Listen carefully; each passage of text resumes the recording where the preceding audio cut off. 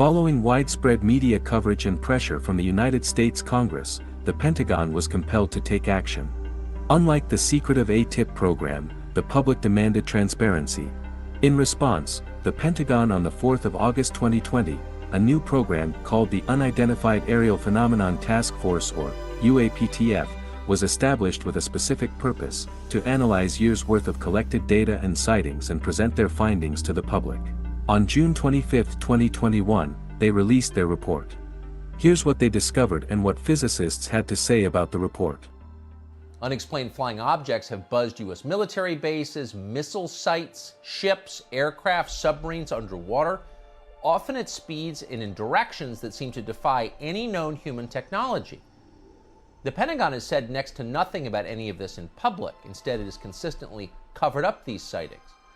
Virtually everything we know about UFOs has come from whistleblowers.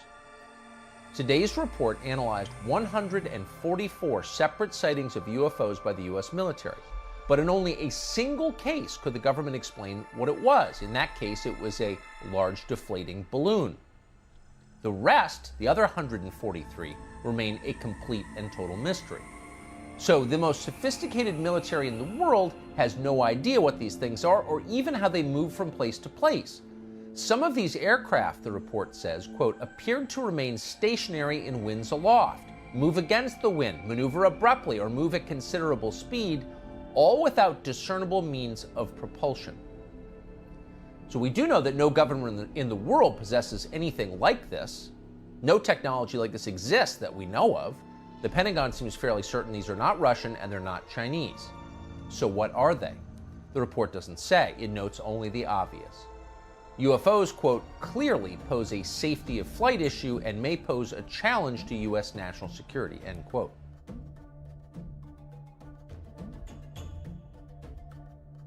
Dr. Michio Kaku joining me now. Doctor, great to see you. Thanks for being here again.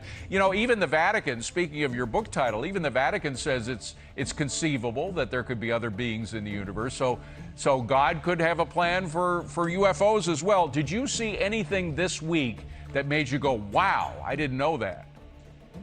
Well, before there were 143 sightings that could not be explained using the normal laws of physics.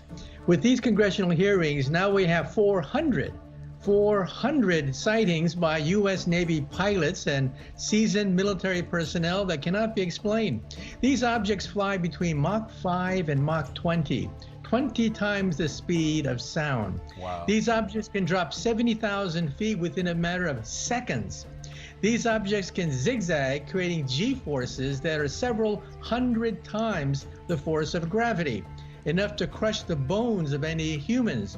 These objects can fly without creating any exhaust. In other words, quote, they're not ours, unquote, as stated by one Pentagon official.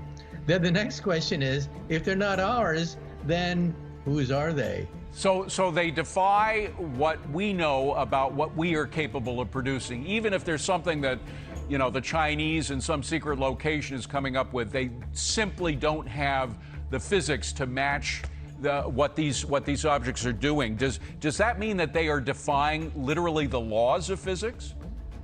Well, hypersonic drones can approach this kind of capability, and we see them in the Ukraine.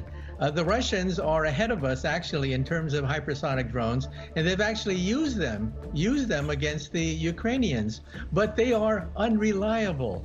They're not as good as they're cranked up to be.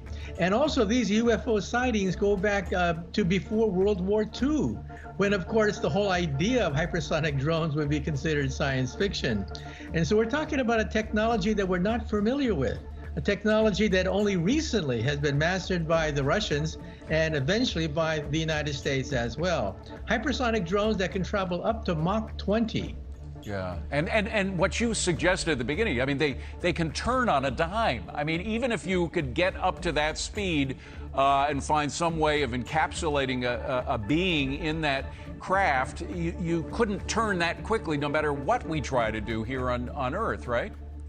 That's right. In fact, the United States military had a program to perfect hypersonic drones that was canceled 2 years ago because they were unstable. by zigzagging, they would spiral out of control and then crash. Well, because the Russians have announced that they have a hypersonic drone, that means that the United States military has revised its program. But just to show you that these objects, whatever they are more advanced than anything that we can feel. And of course, these sightings go back way before World War II, when the idea of hypersonic drones was considered science fiction. Are we, very quickly, are we getting more of these sightings now, or is it just because we have better ability to track things wherever they are in our little section of the universe here? Well, apparently the military, the pilots of the military have hundreds of these encounters, but most of the time they keep it to themselves. There's a stigma, the giggle factor, and so a lot of these sightings are simply not reported. Now the military has said, no, you have to report these sightings, no matter how bizarre they are. So watch for it. There could be a floodgates. The floodgates could be open as now the stigma is beginning to be removed. That military pilots, commercial pilots are now free to reveal what they see in the sky. Professor, we have to leave it at that. Thank you so much for being here. Fascinating stuff.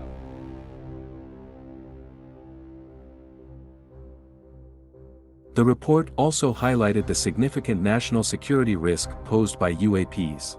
Drawing from the findings of the Project Blue Book investigation, it was revealed that these phenomena had repeatedly breached restricted airspace, disrupted nuclear facilities, and even neutralized missile systems. This alarming revelation led to the creation of a new branch within the United States military, something that had never been done since 1982.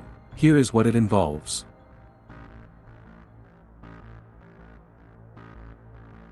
The American people have no idea, really no idea, about the immensity of the threat in space. And I've made this comment in a classified setting. We know what they are doing. They know we know what they are doing. But the American people have no idea.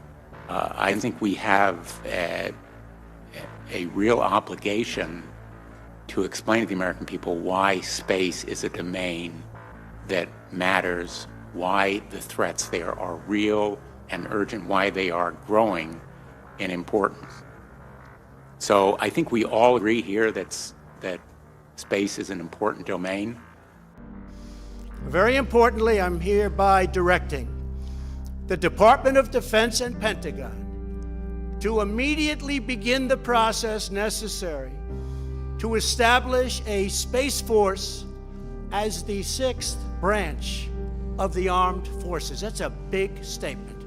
We are going to have the Air Force and we are going to have the Space Force, separate but equal.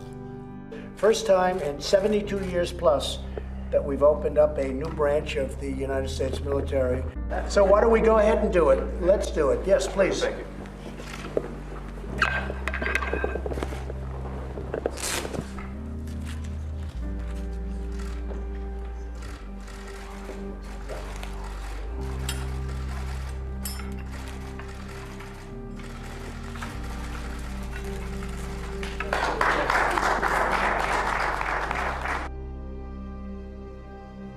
The question still remains, what are these UAPs, and who is behind their mysterious presence?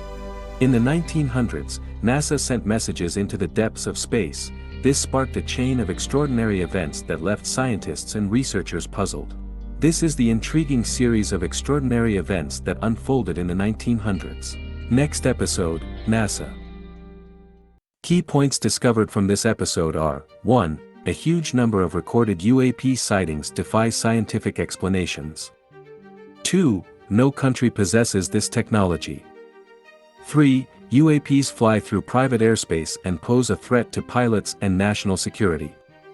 4. UAPs have been reported to interfere with missile launch sites and destroy launched missiles. 5. People who have encountered UAPs have reported experiencing burns and dizziness. 6. A new task force has been created to tackle UAPs, and NASA has joined the hunt. In the next episode, a message sent by NASA into space mysteriously receives a reply from space, proving we are not alone.